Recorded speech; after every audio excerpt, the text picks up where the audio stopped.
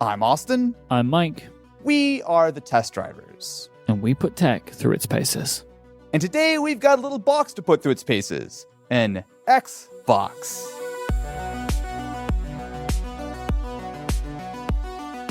Yeah, you've got your hands on one of those, haven't you? Well, at least an empty one, it must be kind of funny. I must say, it was kind of funny to watch the videos that you put up where you're showing off the hardware, because when you pick it up, it's so clearly light, right? Like it's so clearly empty. Yeah. I was surprised they don't put weights in them.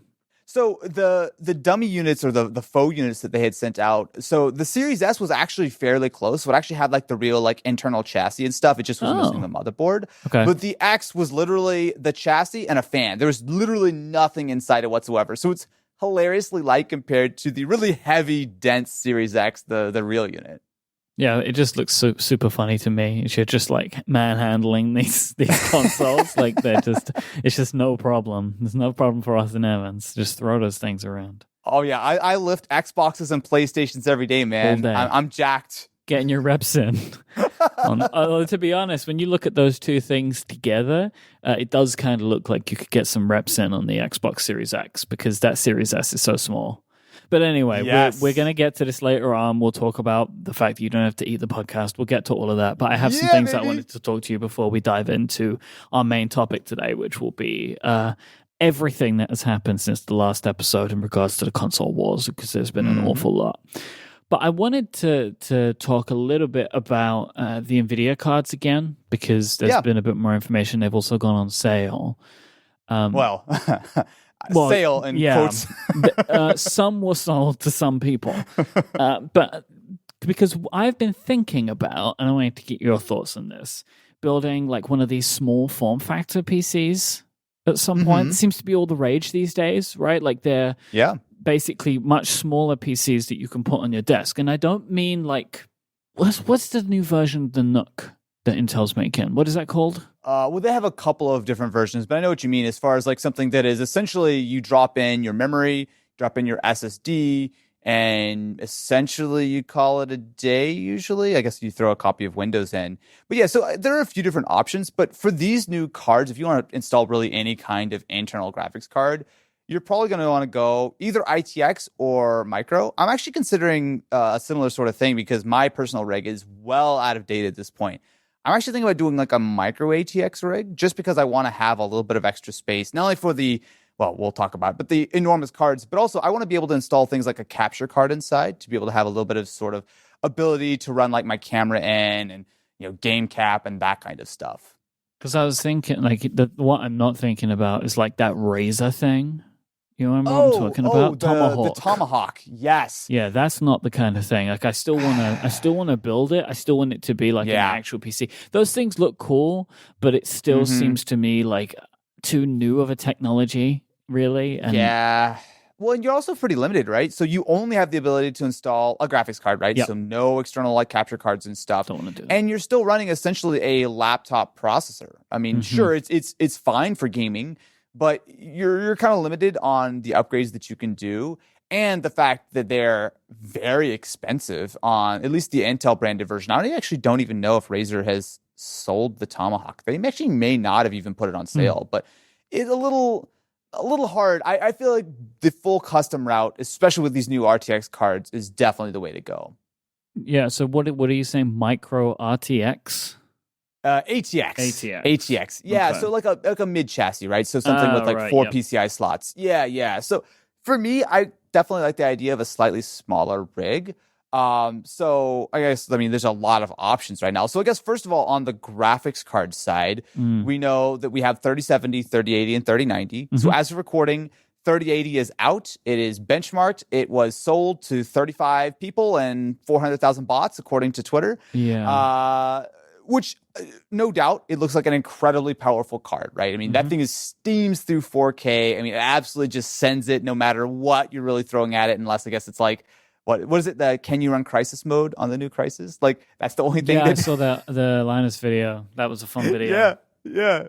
But beyond that, you also have a couple of other options. So on the reasonable, sane side of things, there's the 3070. Now, as a recording, we don't have a ton of info. Like, it's not available for sale, no benchmarks or anything like that. So it looks like a perfectly reasonable upgrade. And if it's anywhere near a 2080 Ti at $500, it seems like a no-brainer. But then, Mike, there's the questionable side of things, which I'm always drawn to, which is the 3090.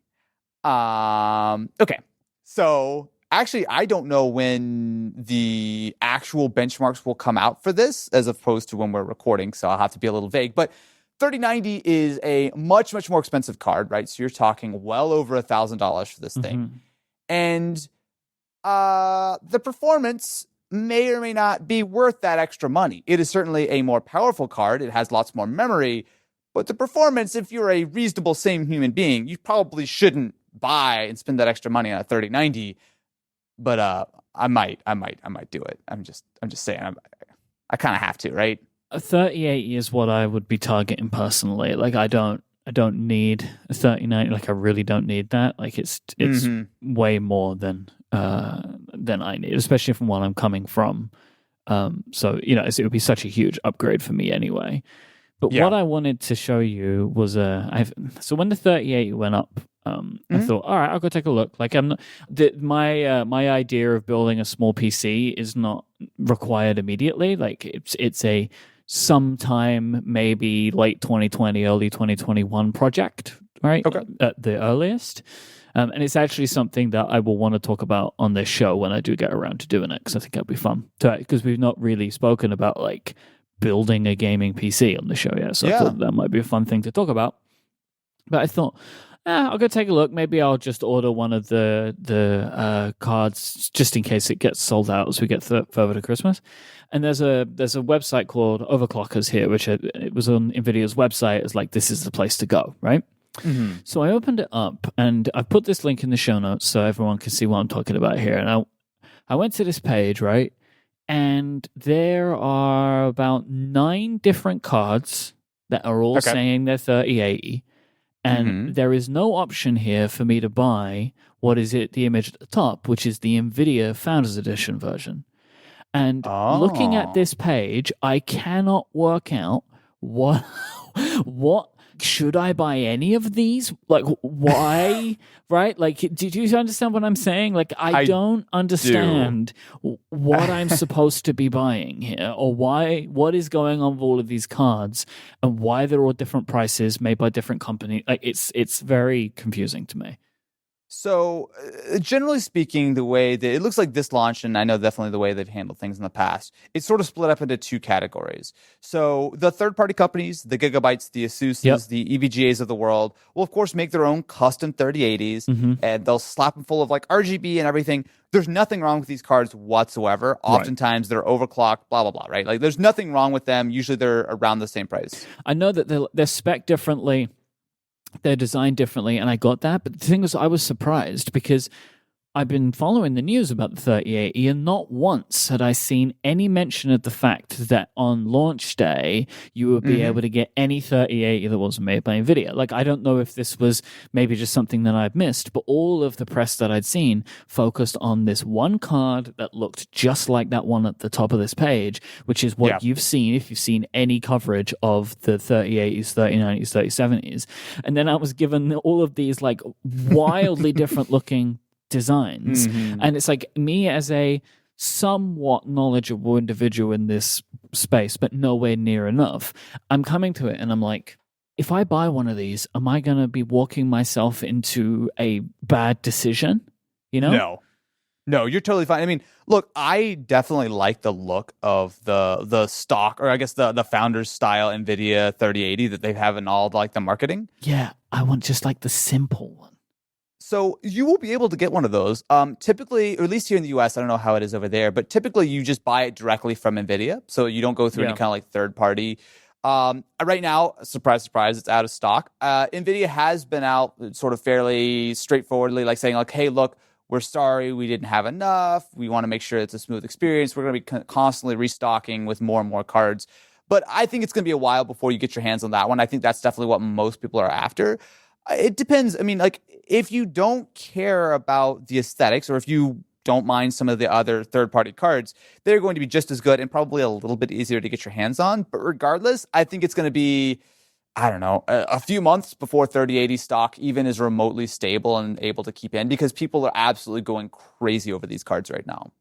And that is because of everything that we've spoken about, right? It's price and value that they've got going on here is kind of bananas. It's kind of funny, actually. I'm on NVIDIA's website right now, and they have like a shop page, and right at the very top is their card, the GeForce RTX 3080, and I press the buy now button, and a pop-up appears that says nothing. It just says NVIDIA GeForce RTX 3080, and that's it. That's all the pop-up says. So I press buy now. It tells me the name of the card, but does nothing else. So, like, NVIDIA, like, I appreciate you, and I know you're going through some stuff right now, and, like, good luck. But, like, yeah, what I want is one of those. Like, that's what I want, because, you know, I like a lot of the gamer aesthetic. Like, I like RGB and all that kind of stuff, but most of these cards, they are far too aggressive looking for what I'm looking for out of a build, which, because I want to go for that micro, like that basically Smaller. desktop small form factor, I want to be a little bit more particular about the looks of it. And one of the things that I want to be able to control is the graphics card. Just because from my own experience, like, depending on, you know, I want my RGB to all be in sync, right? And that can sometimes be tricky with the card that you buy, depending on who you buy it from. Because, like, if you buy Asus's, well, they're going to want you to use their RGB controller. But then if you end up like, it's like a whole thing, right? And you end up in a bit of a mess. So for the card, I just wanted to keep it simple. So I'm going to keep my eye on it, and I think I'm going to go for one of these down the line. But, you know, all in all, like, especially for someone like me, it seems like, no, they definitely held up their end of the bargain, and this does look like a very well-performing, very well-priced card. Yes, I think the 3080 is going to be perfect for you. I would recommend, though, if you have a little bit of a flexible timeline, hold out. We're not far away from the next gen Ryzen processors. It seems very likely that we will have them on sale before the end of the year. Yep. Personally, for my rig, I'm absolutely going to be doing that. I'm going to wait to see.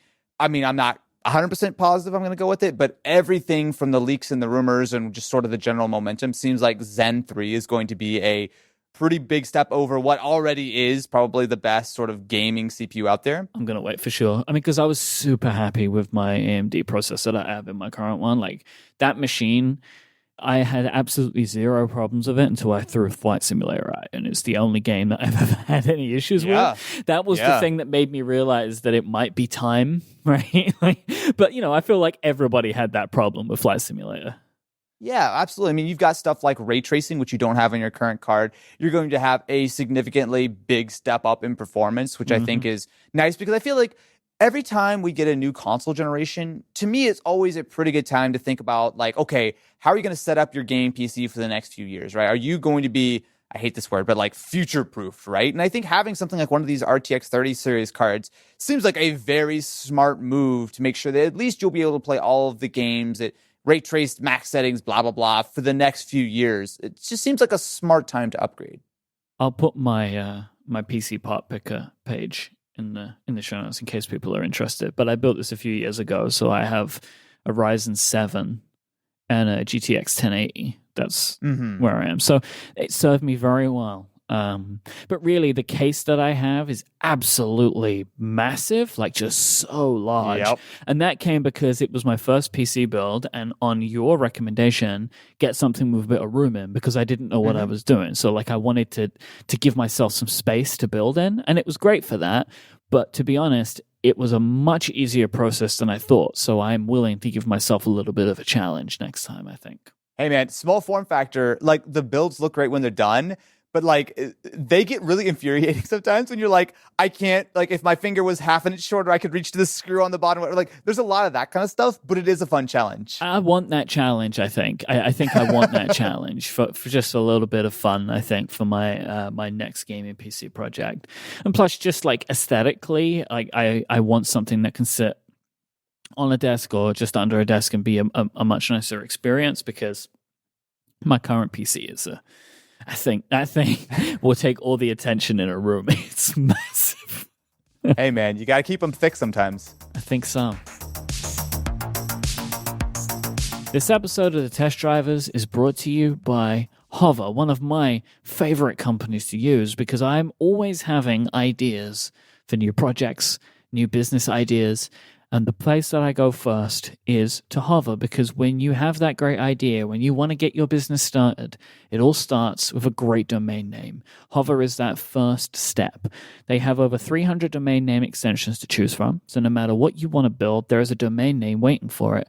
They have excellent technical support to answer any questions you have. They are dedicated to getting you online, not upselling you. And that is one of my very favorite things about Hover. I've used companies in the past before I found Hover where they were trying to make me pay for what's called Whois Privacy. And Whois Privacy basically means if you don't have that enabled in your domain, personal information about yourself, which you have to give to the domain registrar to get the registration through, can actually be publicly accessed. But with Hover, they offer free Whois Privacy on every domain that supports it. That is just included. They're not trying to nickel and dime you and squeeze those extra cents out. And that's one of the things that I absolutely love about Hover. Maybe you've always wanted to try live streaming. Maybe you want to build your next gaming PC so you can be ready to become a Twitch streamer. Why not grab a .live domain and have it redirected to your favorite streaming platform? Hover can do that, and it's super awesome because with these types of domains, if you're not getting a .com or a .net, many more options are available to you because not all of the names are taken. So you might be able to get your name at .live, right? And then you'll have that set up, you'll be perfect and ready to go. I also love that Hover has a super clean user experience. It's very, very easy to use. It's very, very easy to set forwards on domains, which is something that I do a lot. With Hover, you can search, register, and forward a domain in minutes. The whole thing, the whole process. Go try it for yourself. Super, super easy. So go today, right now, and start using Hover right away. Go to hover.com/test drivers. You will also get a 10% discount on all new purchases.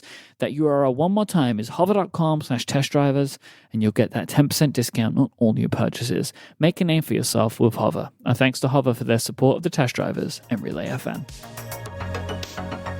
Can you tell me what on earth the LG Wing is? Okay, so full disclaimer, for the Wing, I actually was the host of the launch event, which was very cool. Obviously, in 2020 being an interesting year, a lot of companies are trying to do things differently, and thankfully LG reached out and asked me to at least do a little bit of the hosting to kind of like do the whole virtual launch event. So the LG Wing is, I would say, in the Flippy Boy category, but it is a very different kind of dual screen. It's a twisty boy. Actually, yeah, it's a twisty boy. I'll go with that. So essentially, from the front, the LG Wing looks like a standard slab smartphone. But like the sort of the mid 2000s phones that would you would swivel around and have a keyboard, the Wing does the same thing. So essentially, you flip the screen to the left, right? So if you're holding it in your hand, you flip it to the left, and the entire main display rotates into a T shape. And below that, you'll actually have a 3.9-inch secondary display. So it's actually fairly simple. The mechanism feels great. It's got like a little bit of a soft close, kind of like a high-end car door or something. But that's basically what the Wing is all about. Other than that, it's fairly similar to something like the LG Velvet. So it's got like decent specs, 5G and everything. But really the start of the show there is the idea that this is a phone which gives you essentially a decent amount of extra screen real estate that you can do whatever it is that you want with. How thick is it? A little bit thick. So Yeah. I think it's like 10, 11 millimeters. So it's not crazy. It's certainly thinner than something like a Z Flip or a Z Fold. But it's thicker than your iPhone or your Pixel or whatever. It's going to be sitting in the middle, which kind of makes sense. You would expect that, I think, from a product like this. So I have a few questions. So there are some things that are really wild to me about this phone. And I wanted to talk about it because we love to talk about weird phones on this show. So one thing that's like, why does it, so when you flick it out, it flicks, it seems to have like is it like motorized? And it seems to slowly at the end move into position. What's going on there? So that's the soft close mechanism. So essentially, it kind of reminds me a little bit of like old school phones if you would like slide out a keyboard. Obviously, it's a slightly different mechanism, but it's a similar sort of thing. So basically, if you like take your thumb and you push on the bottom right side of the screen, it will start like rotating out. All you do is just kind of push it a little bit, and then sort of like there's some series of like springs and whatnot. I don't actually fully know how they've built the hinge, but essentially you just get it started, and then it will swing out, and then sort of as it comes to the end, it has this little soft close mechanism, so it kind of slowly glides in and opens. It's actually really clever, right? And they've done a million durability tests or 200,000 or whatever the number is. Like they've tested it. It feels to me pretty secure. Mm-hmm. I will always say with something like this, it's not going to be, as durable as a standard phone just because you have the ability. If you have it open, you drop it, there's more points of, it could get damaged or whatever. Yeah, you could snap that other screen right off there, right? Like if you're doing something, I mean, which is different to potentially. I mean, like, but that is a thing that you may have not had with your. Well, typically you can't break the screen off your phone, but there might be something you could do that. Anytime you're adding some kind of mechanism into the smartphone, and it's similar with a feature that this has, which is the pop-up cameras, which is hilarious to me, really, that this also has a pop-up selfie camera. I understand why they did it, because it's like, where would you put the camera otherwise? Do you have two of them? And you've kind of got to make sure it's always in the right place, plus the pop-up motion means it's always going to clear the other screen when it's... But it's still funny to me that it also has a pop-up camera on it. Yeah. Well, like, there's a lot that you have to do with this because, like, on the surface, when you flip it out, again, you've got that T shape. So the actual main display, which is sort of in a landscape sort of mode, you have a little bit of a sliver above that, but there's really nothing there besides just like the earpiece. And then you have the screen below. But the thing is with the Wing, you can actually rotate it. So even though you can use it in like that T mode, so you're holding like a normal phone and you just have the vertical or the horizontal screen on top. It's so hard to describe this thing on a podcast. I feel like you really need to look at a video. Well, also because there's been nothing like this in the modern age before, right? Yes. Like, which is why it's tricky to understand. But there'll be the LG Wing page will be in there. In the notes. Yeah, definitely. I would recommend anyone to check this out in the show notes just to get a visual, because one of the things I found legitimately useful about the Wing was actually using it in different orientations. So unlike something like the Surface Duo, which was, I would say, maybe a touch slow sometimes when you're like opening another screen, it fires it up, you rotate around. Like it was sometimes a little bit kind of slower than I'd like. The Wing actually does a good job of handling the display. So you rotate it, you can use it in any orientation. So you can have the actual main screen on the bottom and you have your second screen on top. You can rotate it to the left or to the right. And essentially that screen can work in a couple different ways. So what I usually did was I would usually use that as like Twitter or something, right? So I'd be watching a video on the top screen while I'm scrolling Twitter on the bottom. Or alternatively, you can rotate it around to the side. You can throw up something like your play and pause controls, right? So if you're watching a video, you can actually use it for like full media controls. There are a couple of things that you can use. You can just lock that screen if you just want to hold it, because it's kind of a little bit more helpful or at least a little bit more comfortable to hold the bottom of the screen. So you're still getting that sort of like landscape viewing experience, but you don't have to kind of like awkwardly hold it on the edges of the display. Like it's something that takes a little bit of getting used to, but the nice thing is you just close it if you don't want the extra features and you just want to use just like a normal phone. Like there's some stuff about the phone which is sort of very unique, I think. It's something that kind of takes a little bit of getting used to, but it's cool. The last thing I wanted to mention on it, because I just thought it was funny when I'm scrolling through the page, this is like so LG really to me. They have a ASMR recording mode. They have that on a lot of their phones. Do they?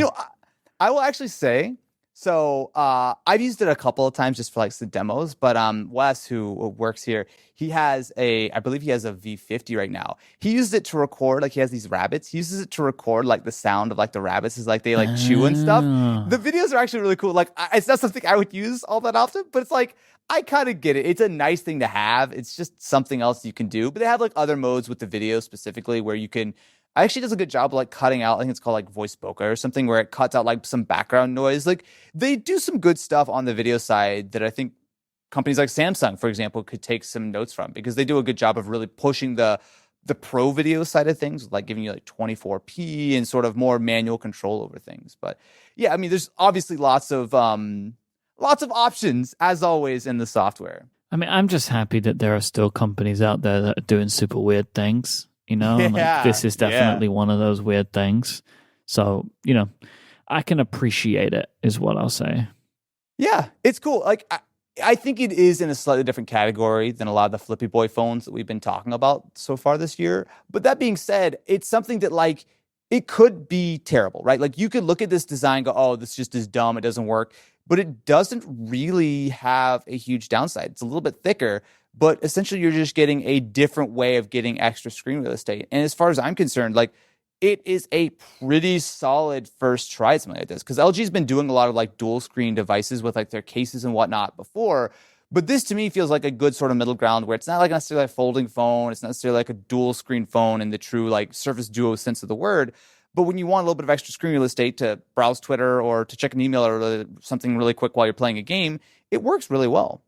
This is the thing that I see from, and I mean, we'll see it from like LG, Sony, companies like that in the Android space, where it's like, I think it's kind of realizing that if they make regular phones, they're not really Mm-hmm. going to capture enough market because Samsung has basically owned it, right? It's like the Oh yeah. Samsung market and then everybody else. So creating phones that have these, I don't really want to call them gimmicks as such. They're like part gimmick, part just like different form factor. So like you're looking at this, you've got like Sony who have their, is it a 21:9 screen that they have Yeah. on their phones now? And they're really leaning into like, hey, we make good cameras. So we're now the Yep. camera phone. And like as in like quote unquote camera, like it has the camera settings, like very reminiscent of Sony's Mm-hmm. other camera lines. I think that it's a smart move to try and capture an enthusiast audience, right? And so like I could imagine people seeing this LG phone and being like, that is what I want, right? And like you're not going to get everyone with this, but I bet you end up capturing up a selection of people who look at it and be like, all of the things you're showing me, that's stuff I want to do. Yes.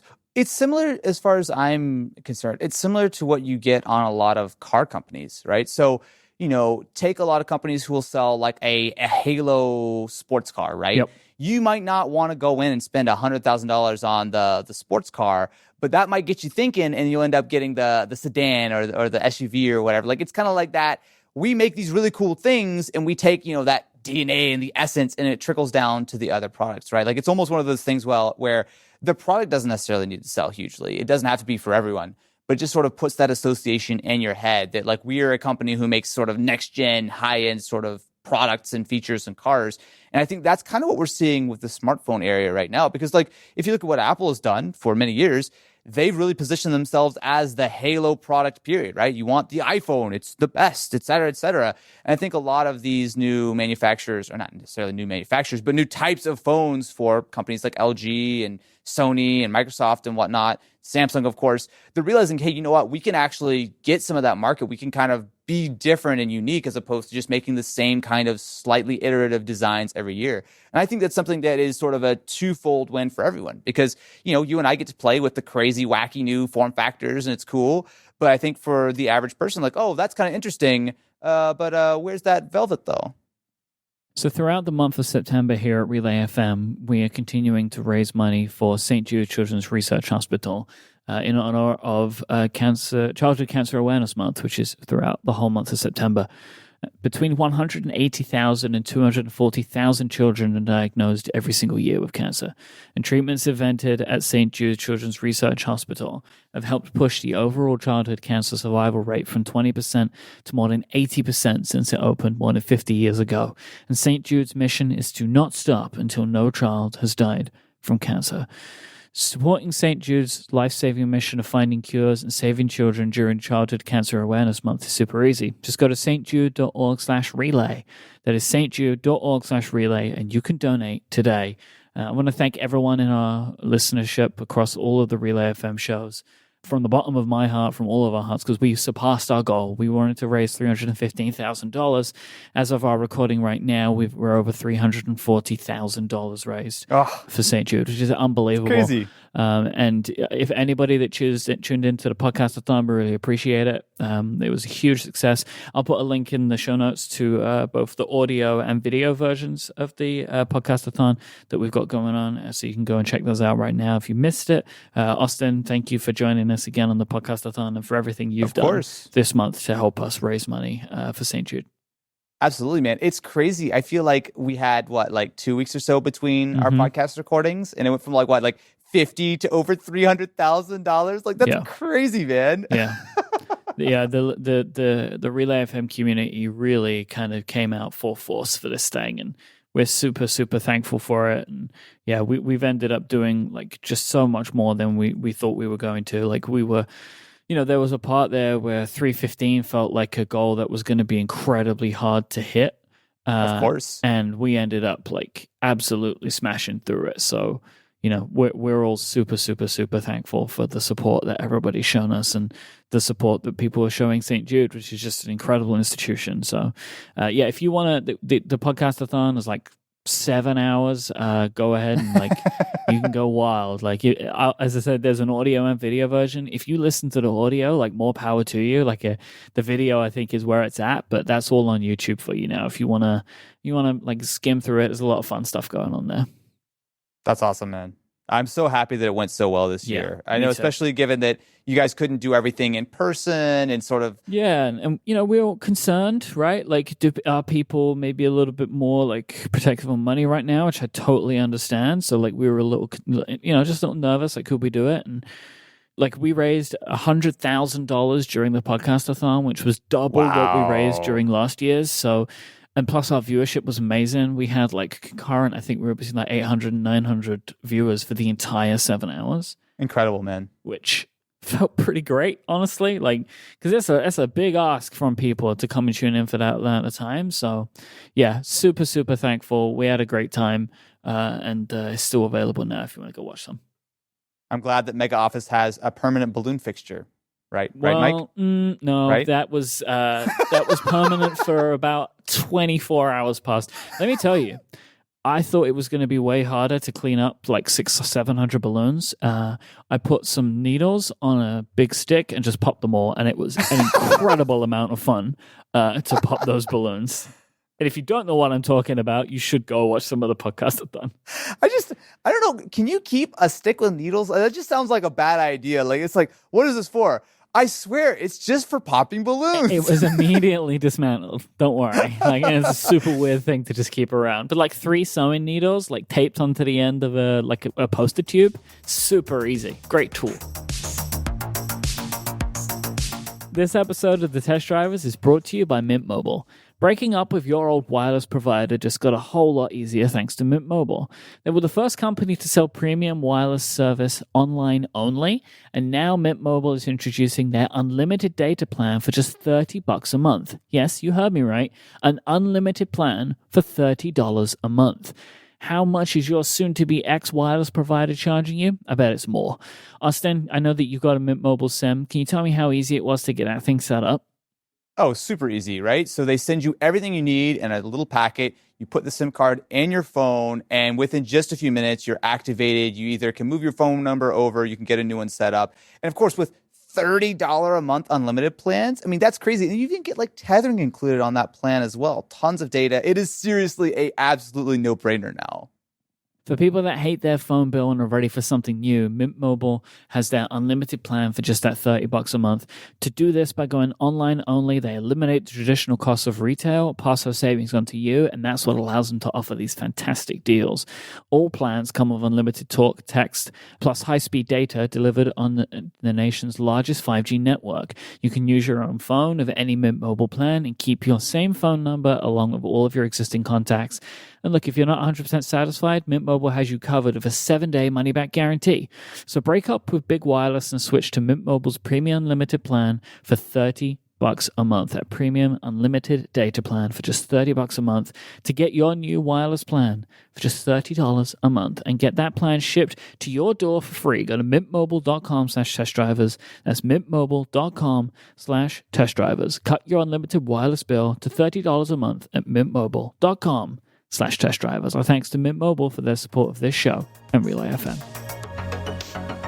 Main event time, my friend. Oh, yeah. You were right. The Series S not only exists, it is on sale at the exact same time that the Series X exists. You do not have to eat the podcast after all. Ooh. Congratulations to you, Austin Evans. You picked that one right. Thank you. I was a little stressed there for a minute. No, the Series S. So in between our last recording session and now, it has been an avalanche of Xbox news. Yep. Some of it planned, a lot of it not. So essentially the way it went down was they had some leaks on Twitter. And obviously we had talked about the idea of something like a Series S for a long time, right? There had been like base rumors and specs and stuff, but nothing really was super concrete, more just like, oh, okay, that makes sense.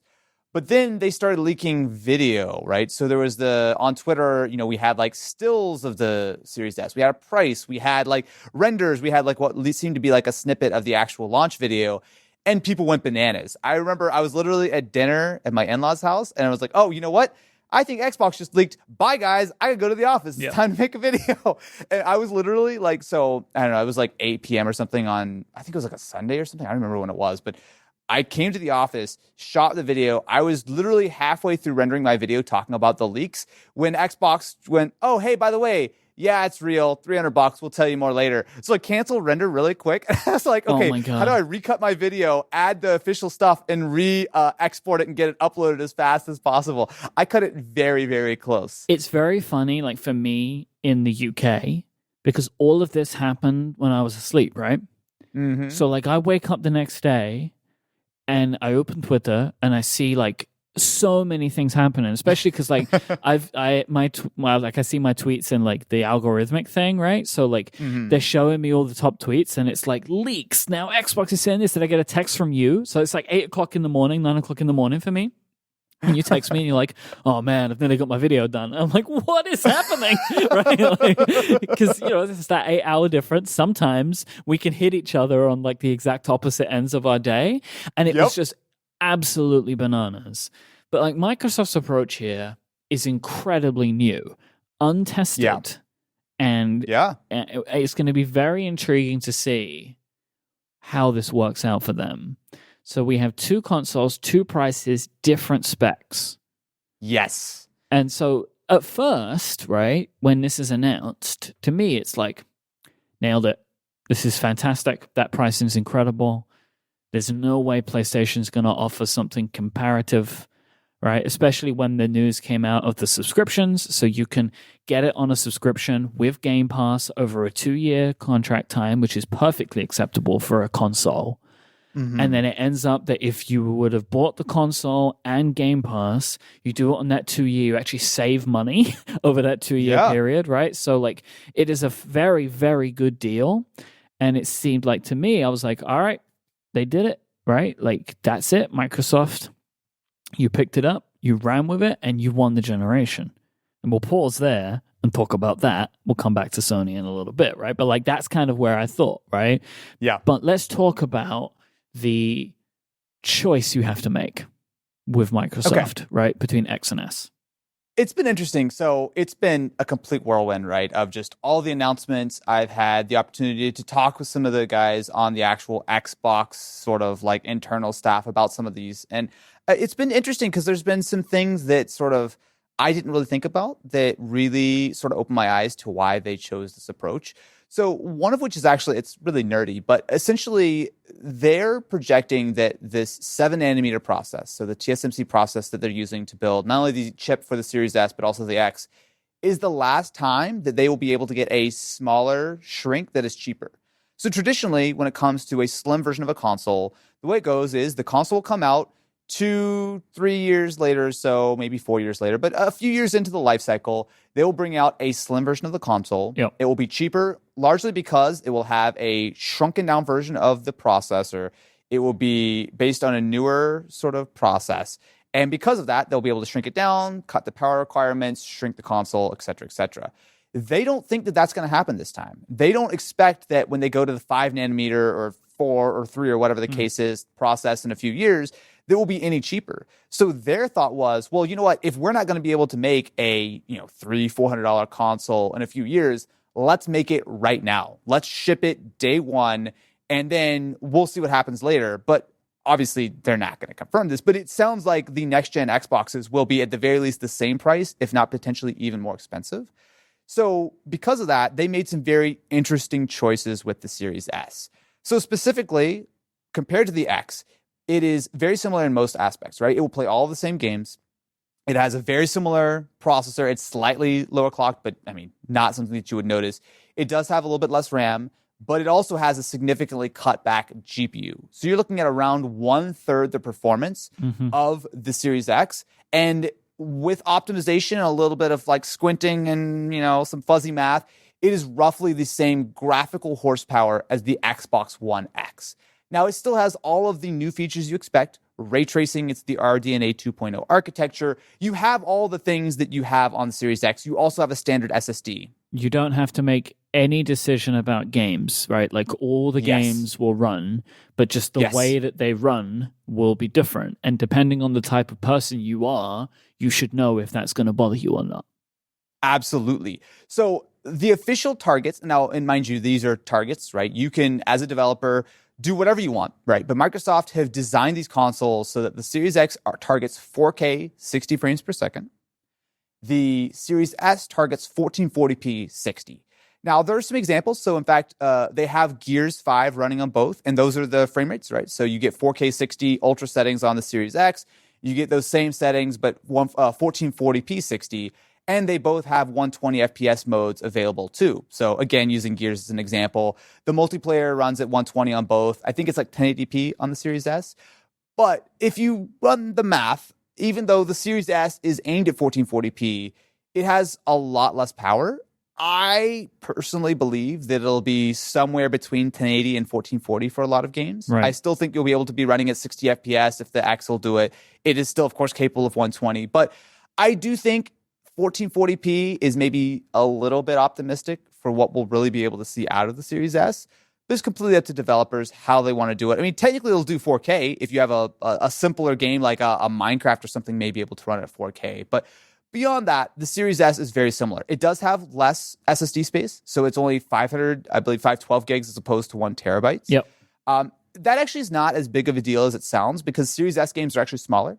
So developers, just like they do with the Xbox One right now, will be able to compile their games with lower end textures because if you're not running the game at 4K, you don't need the 4K textures. Okay. So somewhere in the neighborhood of like maybe 20% to potentially a little higher than that, the games will be smaller. So you'll be able to save space. So again, 500 gigs is not going to be a lot, but you also can use the exact same expansion modules from the Series X. So if you do want more storage space. And beyond that, you also, of course, lose the optical disc, which on one hand means that the console is much smaller because it is a less powerful console. They don't have to package that disc drive in. It is tiny. It is significantly smaller than not only the X, but it is smaller than any other Xbox ever. It is smaller even than something like the One S. So I think the thing about this is it seems like on the first instance, it's like, all right, this seems like a good deal. But then it's like you have to start thinking about it. You have to make a decision, right?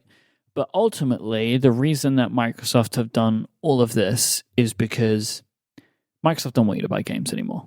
They want you to sign up for Game Pass. That is all they care about, which is why if you sign up for Game Pass, they will like give you a discount if you also want a new Xbox, right? Like you get the all access. All access is when you get the console and Game Pass all in one bundle for 2 years and you end up saving yourself some money, basically, if you know, because what they want you to do is have access to their games and they will, and as we can see, they're putting them everywhere, right? They're putting them on the PC where they can, they're putting them on phones where they can via xCloud or whatever it's called now, but like what we will just call xCloud for the ease of trying to explain it, which is where you basically stream the games. Like, all Microsoft care about is getting games in front of you. I mean, and then they went ahead and friggin' bought Bethesda, right? So, like, this now gives Microsoft ownership of Fallout, Elder Scrolls, Doom, Wolfenstein, Dishonored, and just so much more. They, funnily enough, the amount that they bought them for $7.5 billion, which is 3 times what they paid for Minecraft. Yeah, the math on that one I'm not totally sure about, but okay. And they, and then the funny thing about it, which is just a footnote, is that Microsoft will now be releasing 2 timed PlayStation 5 exclusives this year, which is absolutely hilarious. But Microsoft has said they've honored it, right? And they're not saying right now about which or what would go exclusive to Xbox. They are saying, which I appreciate from their side, like, we are just going to monitor this as we go, and whatever makes the most sense is what we will do. I think time has shown, like, Microsoft are not stupid, right? Because they never made Minecraft exclusive to anything. Yes. Right? Yes. Because, look, if you do not have the large share of the pie, if you make these games exclusive to a smaller install base, you are losing money. And Absolutely. If you keep the games available on PlayStation, even if you time exclusive it to Xbox, which is probably what they'll do, if it ends up that Sony continues to win the gaming war, Well, you're still making money. You're now making money from your competitor, which actually is a pretty nice situation to be in, because, right? Especially when you paid $7.5 billion for the rights to all of this stuff. But basically, what this does is there is an absolutely excellent back catalog of games that they now get to put on Game Pass, which is what Microsoft care about most. Yeah, I think it's gonna be really interesting to see just specifically how that shakes out because I mean, we're looking at like if this was Sony, I think it would be very clear PlayStation exclusives all day, right? Like no doubt. Yep, they would lock that whole thing up because they could, and it would be great for them, right? Like that's their, Sony's whole thing, right? Like Sony's whole thing is we want to have the games and we want to lock them up and we want to be good with it. But you look at what Microsoft has done, right? I mean, at the start, obviously they had Xbox exclusives, and then they started bringing them out on PC, but they were still locked to the Windows Store. And now you can buy these Microsoft games on Steam as well. And then you look at how many of these games that they like, stuff like Ori and Cuphead and whatnot, that I don't know if they're true exclusives or not versus like stuff that they have deals with, but you see them coming out to things like the Switch. Obviously, I think Minecraft is a great example of something that has had great support on all the platforms that it really had beforehand. I think Microsoft are doing a lot to earn a lot of goodwill. I think they're going into this console generation firing on all cylinders. Game Pass is such a no-brainer. I mean, the difference is if you buy a Series S, right? I feel like, to me, looking at the S and the X almost sort of breaks down on how you want to play the consoles. Because if you want a console that will be able to play Halo and Gears and Forza and a handful of other next-gen games, and you don't really care that much about max graphics and everything, $25 a month is an absolute no-brainer, right? I mean, Game Pass by itself is $15, right? Yeah. You're paying $10 a month for a console. I mean, that is, I think, a very good deal. Yeah, $25 a month gets you an Xbox Series S and Game Pass for 2 years, which is the length of the subscription. And that also includes Xbox Live Gold, right? Which you're almost definitely going to want if you want to do any kind of online gaming. You get all of those games. You get Game Pass. You get, I guess, what is it? EA Play? EA Access? EA Play, yeah. They've also linked that, so bringing together even more. I'd forgotten about that. It's like, look, Microsoft have picked their business model, and their business model is subscription. Like, yeah, we make these games consoles, but like, just give us your monthly money. Which, look, honestly, monthly recurring revenue is an absolutely fantastic business model. And the benefit that Xbox has is that it is a Microsoft product, so Microsoft can use their other very high money making businesses to pony up the cash to buy Bethesda. Sony can't do that, right? I don't know if this is still accurate, but I know for a while throughout the PS4's life cycle, PlayStation was the most profitable part of Sony. That makes sense. I'm not sure. Yeah, I'm not sure how that will go into the next generation because consoles are a famously finicky business of like, it costs billions of dollars to develop and you sort of hope that you get that back. But it's, very, very risky kind of businesses. But even with that being said, Microsoft are an incredibly rich company.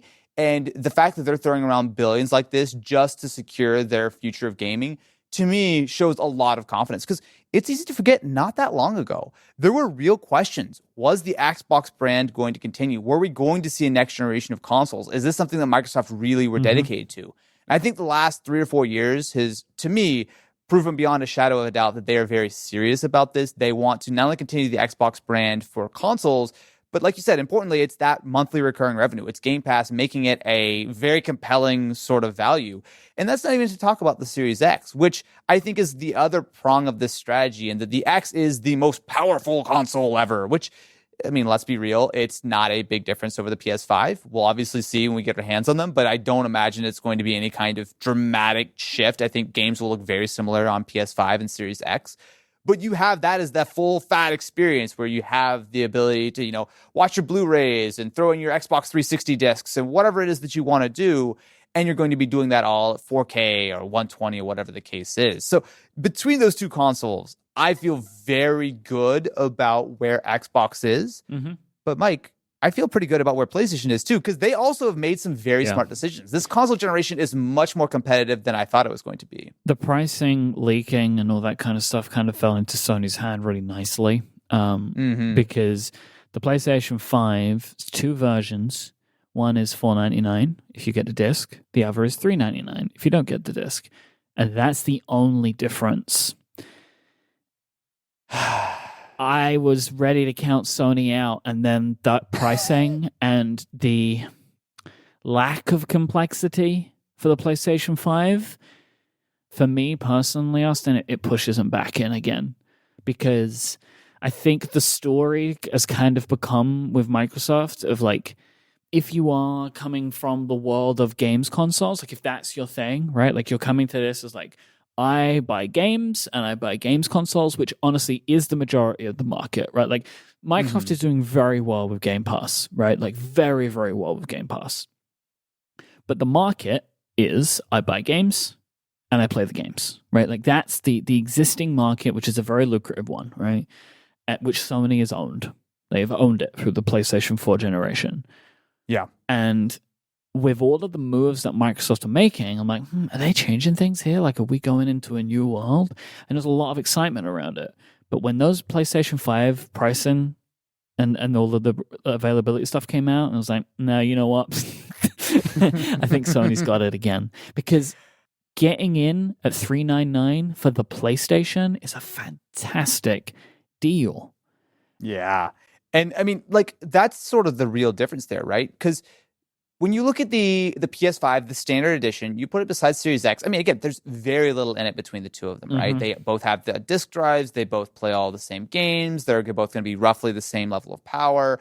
The PS5, I do think when people actually get their hands on these, they're going to realize that they're absolutely enormous. But I mean, whatever. I'm sure you'll figure it out. Yeah, the PlayStation 5 looks massive.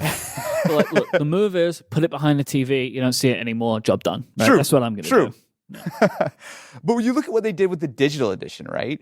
So it's actually not a really clear-cut answer between all four of these consoles. I think that there's legitimately a really good argument for any of the four, because Series S obviously is the cheapest, but it also is the least powerful, right? Out of all of the consoles, Series S is the only one that will give you a, I guess, less than optimal next-gen experience, right? You're not going to be playing stuff at 4K. You'll still be playing the same games, but they just won't look as sharp and as crisp as on the other consoles. Which, if the only other options were $500, cool, whatever. You know, it's almost half the price. It makes sense. But considering that the discless PS5 is $400, that's not as big of a jump. And to me, I'm really surprised that Sony did that, because if you look at the optical disc drive included in the PS5, that probably cost them $20, maybe $25. There's simply not that much money in something like that. So the fact that they're taking such a big loss on the digital edition versus the standard PS5, to me, really makes me think that that is a pure like reaction to just how cheap the Series S is.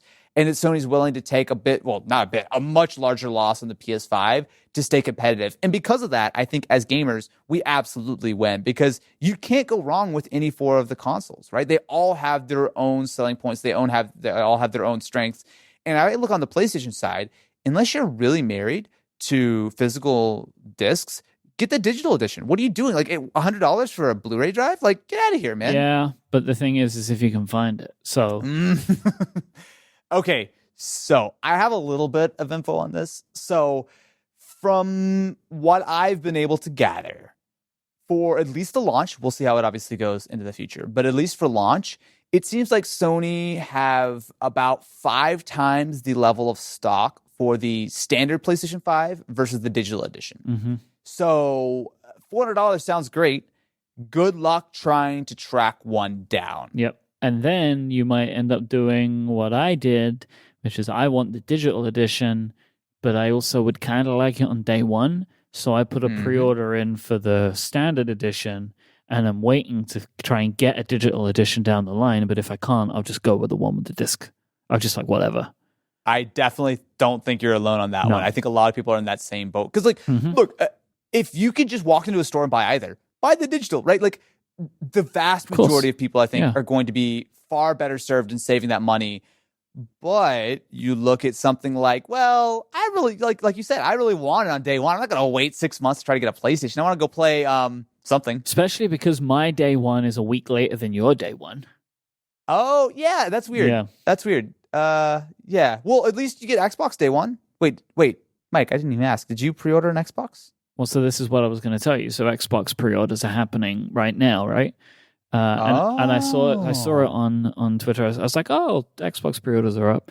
I didn't realize that like it actually started earlier in the UK, right? So like, Oh, did it? they did it earlier in the day. And I was like, let me go see Amazon. Amazon had the Series S. It was like, the Series X is completely gone, but the Series S is still available. So I was like, okay. So I pre-ordered the Series S as well. Oh, did you? Yeah. Oh, nice. It's £250. Yeah. Right? Like, so here's the thing. For me, the reason I did it is I have made my decision that like my next gen console is the PlayStation 5 because I've been in on PlayStation before. I am happier about the exclusive titles that PlayStation got, even though, funnily enough, Microsoft now own one of them, which is Deathloop, which is hilarious to me. But like, you know, I've been in PlayStation for years now. It's kind of been my choice, and you know, I've dabbled in an Xbox here and there. I do have a Game Pass subscription, so I play Game Pass games on my PC and stuff. So I was like, I would get a £250 Game Pass machine. Yes. And I think this might be what Microsoft is holding on to. So I think they're going to do well on this. But honestly, I still think PlayStation's going to win out, Austin. I do. I think you've made the absolute correct decision. I've talked to so many people in my life about like, what should I get? What should I get? And I feel like that is absolutely the move, right? Most people are probably going to be better served with the PlayStation 5, right? Nothing against Series X or whatever, but I think a really good combination is a PlayStation 5 and a Series S as sort of like your Game Pass box, right? And even more so than that, I've talked to a lot of people who don't even care that much about gaming. They're like, oh, you know what? I kind of want one of these consoles. How about that Series S though? I'm like, yeah, go get it on all access, right? $25 a month. You'll get all the games you need. You don't have to buy anything for it. You'll get the console. It's really affordable. Like, to me, that Series S, I think, is really probably going to be, and obviously we'll see, because I think at launch, it definitely sounds like the X is outselling the S. But I think you go long term, you can't get like that Wii effect of people just being like, oh yeah, we'll have that in the living room or whatever. That'll just be like the console. I think those Series S's are going to sell like gangbusters. I will say this console war is far more exciting, contentious, and unpredictable than I was expecting it was going to be. You know, it kind of felt like Sony had such a lead for the PlayStation 4 that like Microsoft could not even try. But they have really pulled together a lot of strategy, which is making them much more of a contender for this generation than I was expecting. Mm-hmm. Oh, it is an absolute war we've got on our hands, which is great because like nothing against last gen, but it was a little boring. Like it wasn't really like blow for blow. Microsoft just messed up so bad. Like they stumbled at the first hurdle, and they stumbled so hard. Yep. That they ended up making up some ground, but we were way into second generation of that. Well, the second iteration of the generation before they got there. Right. Yeah. And like with what did they call the it wasn't Scarlet, that was this Scorpio. Right? Yeah, with the One X. Where's the VR support that they promised for that, by the way? That never happened. That never happened. Oh, yeah, I forgot about that. I don't know. I'm sure it'll come out in never. Can you imagine? Like, oh, we just put out VR support for the One X. It's not available on the Series X. Don't worry about it. This episode is brought to you by Pingdom from SolarWinds. Do you have a website? Does your website have a shopping cart, registration form, or contact us page? If you answered yes to any of these questions, you need Pingdom, because you do not want these critical website transactions to fail and you not know about them.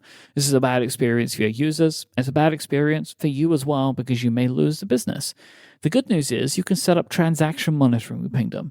It will alert you when your cart checkout, forms, or login pages fail before they affect your customers and your business. Pingdom will let you know the moment any of these parts of your websites have any problems in whatever way works best for you. You can customize who's alerted and how you're alerted depending on the severity of the outage. Pingdom cares about your users having the smoothest site experiences possible. If disaster strikes, you'll be the first to know. Super easy to get started. Go to pingdom.com/relayfm right now for a 14-day free trial with no credit card required. And when you sign up, use the code TESTDRIVES at checkout and you'll get a huge 30% off your first invoice. Our thanks to Pingdom from SolarWinds for their support of this show and Relay FM. So we delayed our episode a little bit because Apple had an event last week and my week just exploded and we were just like, all right, let's push it. Because we don't, we were pretty sure it was going to be the watch and the iPad, which wasn't going to be like gangbusters for this show, but just in case, you never knew what they were going to do. I would say that like my feeling on the event was The products that they released seemed great for people that want them, but I'm just not a person that wants either a new Apple Watch or a new iPad Air. But they seem like really great for the people that are interested in them, I guess. Yeah, I think it was like one of those things where obviously 2020 being the year that it is, we're getting products in a different way. We're getting events in a different way. I actually don't mind an event like this because I feel like there's easily a version of this where they just drop those on the store, right? They did like a press release, you see a Verge article, and it's just on sale. So having like at least a small event, and they were pretty forthcoming right out the gate saying, hey, look, we're talking about iPad and watch today. Like, don't expect iPhone. Like that, I appreciate that, right? It's like, okay, you know what? I always enjoy watching an Apple keynote. It's always entertaining to see. And we did get a few, I think, pretty interesting things. So the Watch Series 6 looks fine. The colors look cool. I'm not going to get a red watch, but I'm sure if that's what you're after, it's interesting. You've got the better always on display, which I'm curious to see because I know that the always on display was available on Series 5, but the battery was kind of trash. The battery life apparently has not been changed at all. Apple's still quoting the same battery life. Even with the always on display? Yeah. Okay. So maybe less than useful. Okay. So actually, hang on. We got to take a little sidebar here. Okay. You're not really using an Apple Watch very often, right? You're still... I have it on today. I will kind of wear it for a week at a time, but then I rotate it out with a non-Apple Watch. Okay. So I'm still on Series 4. Watches are one of the things where I upgrade every 2-3 years or so because, I mean, it's a watch, right? I think you should go from 4 to 6. You think I should? Yeah, I do. Okay. So the reason I bring this up is because I have loved my 4. I have had no reason to upgrade it whatsoever until I upgraded to WatchOS 7. Mike, I don't know what is happening. Oh, Austin. Okay. You having bad battery life?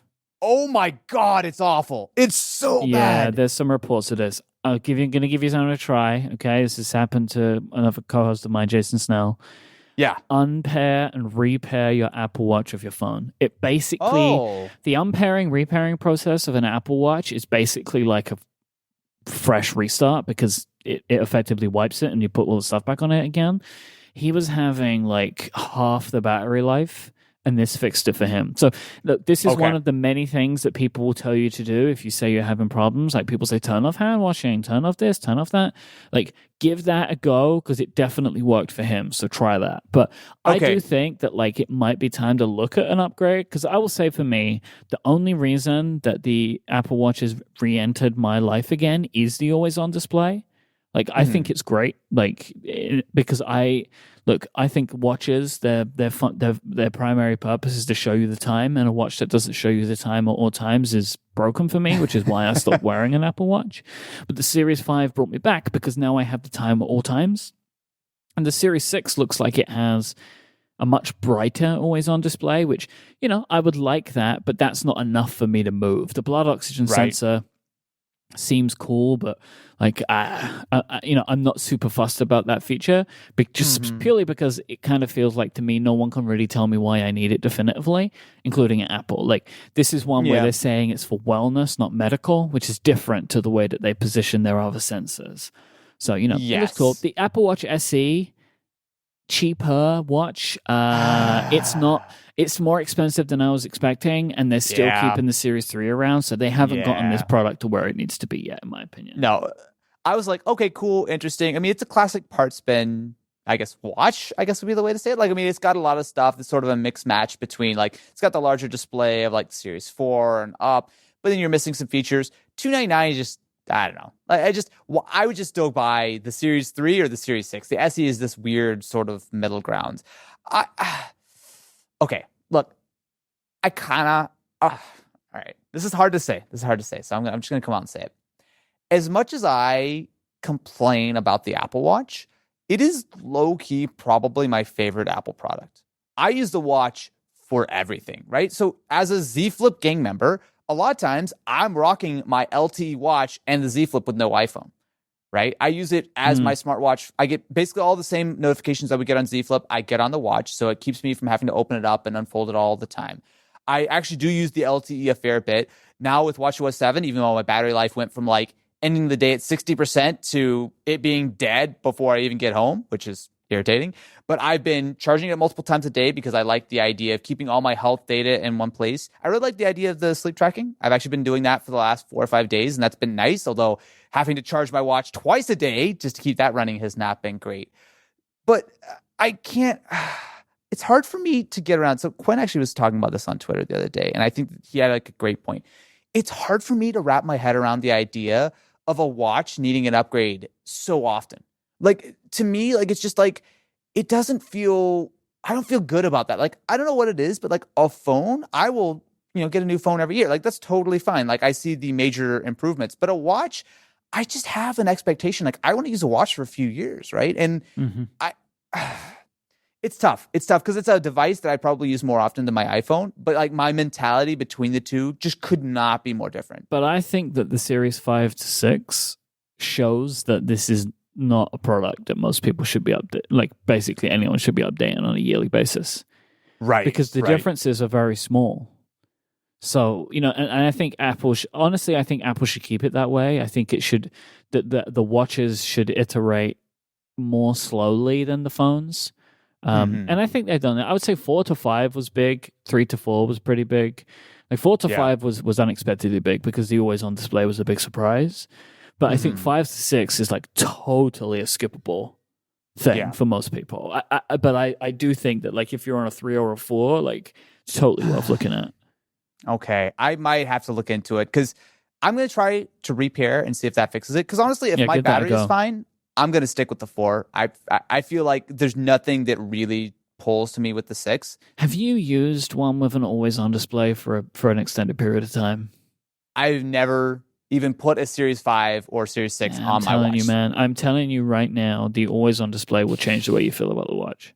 Because do you not ever get the thing where you look down for the time and it doesn't give you it?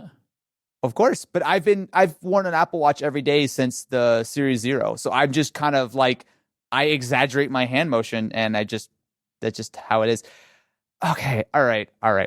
Let me go to apple.com and take a little poke around to see what the watch is. Maybe I'll get like an aluminum instead of stainless, because I do usually like the stainless, because I like to keep my watches for a few years, and I really like the look of the stainless. Well, unless you're interested in the graphite one, that's kind of a cool looking look, but that's a stainless. But then again, it's hard to spend that much money for something I'm going to get 12 months of use out of. The watch is weird, man. But you know what's not weird is the iPad Air. Dude, that thing is great. That thing looks legitimately like a huge, huge step forward. Like, I'm so happy that they finally brought all of that sort of new design language over. Because the old iPad Air was just a awful pickup. Like, it just made no sense when the base model iPad existed. So tell me what you think about this. Because like this iPad is quite interesting because it's basically like like an iPad Pro in many ways. Really, the only things it doesn't have is it has 2 speakers instead of 4, and it has a regular display, not the high refresh rate ProMotion display. Right. Outside of that, it's basically the same. It doesn't have a LiDAR. Oh no. I don't have an ultra-wide camera and a LiDAR? Can you imagine? Unacceptable. So look, I 100% agree. I think it is very hard to recommend anyone to buy an iPad Pro right now, right? And I say that as someone who uses an iPad Pro on a pretty much daily basis, right? That's sort of my daily machine. The iPad Air just makes sense, right? You don't really lose much. I will say going from 120 to 60 isn't great, I guess, but I mean, whatever. That kind of price difference is not a big deal. But most people aren't going to do that. Right, like they will be coming from another 60 hertz iPad. Like people, I can't imagine many people would go from any Pro to this one anyway. But there's a lot of people who are on base iPads or older iPad Airs or whatever that will upgrade to this and get that newer design language. You'll get the bigger screen real estate, all that kind of stuff. Look, I'm all about the iPad Air. I actually think that it really does go to show that if they're being this aggressive on the new iPad Air, then there's got to be a pretty substantial Pro upgrade on the horizon. There's no way they're just going to let it sit there with just being like, oh, you get a slightly better screen, right? I feel like we've got to see like a mini LED iPad Pro and 5G. Like, I feel like that needs to be what we see in that next generation iPad Pro if they've been that aggressive on the Air of just pushing it so far forward this time. I wonder when, though. That's the key, right? When are we going to see that? I don't think it's this year we're going to see an iPad Pro update. I think it's probably Early next year? Yeah. Well, because we have so many different Apple products, right? I mean, you've got all these iPhones. We've got, of course, the new Apple Silicon Macs. Headphones. Yep, headphones. There's a lot of stuff, I guess. So I'm not surprised if it takes a little bit of time. But something interesting. So I'm actually excited for the iPad Air for a very different reason, which is this is the first product shipping with the Apple A14 chip, which is unusual because usually the next generation chips, they debut on the iPhone and then they trickle down to the iPad Air or the iPad Pro, whatever the case is. But this is actually the first time we're going to actually be able to try out what will be in not only all of the new iPhones, but importantly for me, at least it will be the basis of what I'm sure these Apple Silicon Macs will be running as well, probably beefed up, but still that sort of same base architecture. So here's the thing. So there was an excellent AnandTech article written up about the differences in the performance between the A14 and previous generations. So of course we'll have it in the show notes, but the gist of it is they were talking a lot on stage about how, or I guess, is it on stage? In the Silicon Lab? In the Apple Silicon Lab, which I actually now don't believe is a real place. What? Wait, what do you mean? Wait, Mike, don't tell me that. What do you mean it's not a real place? I reckon that's a set now. Oh. I don't think that's where the work's getting done. I really don't. I mean, it's the coolest set in the face of the planet, and I want to live there. But okay. I mean, my feeling on that is that room may have once been or is some kind of working room, but is very particularly set up so they can film in there. It is absolutely 1000% sanitized. If you saw that they had like the little iPhone prototypes in there. Yeah. But you shattered a little bit of my heart because I really want to visit that Apple Silicon Lab one day and I want to believe it's a real place. That place exists and I'm sure they have lots of places like that. But that particular one, I believe now is kind of kept very fixed in a moment of time. Yes, I do agree. But regardless, what they showed inside there was they were talking about the idea that it was like, 20%, 40% faster. But they were talking about those metrics as opposed to the previous generation iPad Air. So AnandTech did the math, and essentially you're looking at something like maybe as small as a 15, 16% improvement from the last generation iPhone chip to this chip. And even something like on the GPU, it could be even like less than 10%. Now, that's unusual because, I mean, Apple has typically been very much ahead of the game on the silicon side. They've had these huge leaps forward. And, looking at 5 to 10% performance improvements year over year is honestly really small, especially considering that when you have that chip in an iPad, generally speaking, you should have a little bit more thermal headroom. So I'm going to be curious to see. I really want to get my hands on the iPad Air and really run it through its paces because this really does feel like the benchmark that this next generation of chips on not only iPad, but iPhone and Mac are all going to be based on. And I think part of that could be that 5 nanometer process. I don't necessarily know if that's giving them the performance that they really want out of the next gen chip. So for very, very nerdy reasons, I'm excited for the iPad Air just so I can crack it open and see what's inside. I would say I'm not sure. I'm actually pretty sure that we have not seen the full story behind that chip yet. Well, I mean, we know that because they didn't talk at all about stuff like the ISP as far as we assume that the next iPhone may have stuff like 4K, 120 or 240 slow motion. Who knows if it has, I don't know if it's higher megapixel cameras, but if it has whatever they use that extra bandwidth for to improve the image processing and stuff. I bet there's a lot on that front of things. And we know that it's on the AI processing, it's more powerful. But I'm always about the speeds and feeds, man. I want my Geekbench score. I want my 3D Mark score. I want my frames and my rays. My. You want your rays to trace and your frames to write. There we go. So I'm going to be curious to try that. But regardless, I think it was a decent event, and I think that it's a little taste test for the iPhone goodness and Apple Silicon madness to come. Any day now. Ooh. Surprise emergency podcast. Let's go, God, boys. Don't do it to me.